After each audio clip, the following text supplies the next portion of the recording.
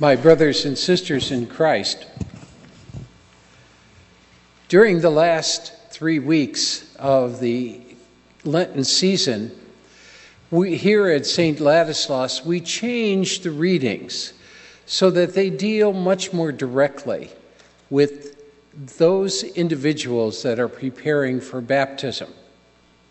And in doing so, we're first of all saying that we're following the most ancient meaning of Lent, which was really a time for those who are catechumens and candidates to prepare for the great celebration of their baptism on Holy Saturday and Easter, when they passed over from sin and death into new life. And also, the community then would reflect upon their own conversion and think about and reflect upon what it meant to be a Christian.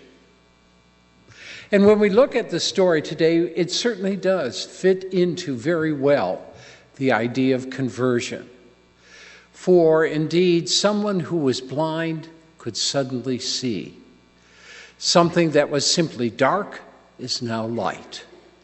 And that was very much how those who were moving towards baptism would see this time. It was a time in which they would go from the darkness of their previous life into the light of the one now.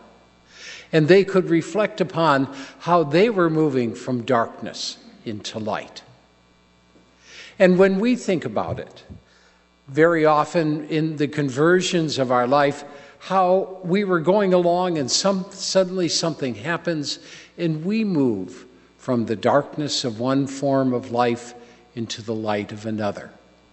Sometimes dramatic, sometimes very gentle and long-standing as we move. And also, the church wants even to emphasize that further by saying that today is a day of celebration. It's a day in which we celebrate that Lent is half over. The darkness of Ash Wednesday is moving very, very rapidly into the light of Easter. And that's why today we wear the rose-colored vestments to indicate that indeed that the light is growing and soon will be with us. Incidentally, this is rose, not pink. And when we think about it then, in our own life, especially in our celebration of Lent, that those resolutions that we took so long ago, it seems, are suddenly now becoming a part of ourselves. That we moved from simply the darkness of rejection and fighting and struggle over those resolutions, and now they're becoming part of us. And we're beginning to feel deep in our hearts that they're sort of falling into place. And we feel much more light and less struggle. And so today's readings want us to look about, and unfortunately the weather doesn't cooperate tonight, and see that indeed that our world is changing. We're moving from the darkness into the light. And for the people in the RCIA program, they're moving from the darkness of their one life to the newness of being children of the light now. And we too constantly are moving from darkness into light. In my own life, I think that has happened a number of times. And one of the most dramatic, and I'm going to use an image that maybe some of you don't understand, but those that do, I'm sure will see the appropriateness of it. Due to a genetic condition, my family, we have problems with cataracts. And because we do, I've had both of my eyes, I don't wear glasses, incidentally, but I've had both of my eyes corrected, a new lens.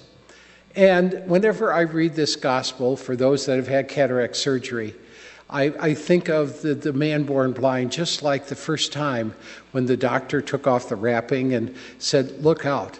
The world was filled with light. In fact, it was painful because everything was so bright, so vibrant. And indeed, I asked myself, what have I been missing?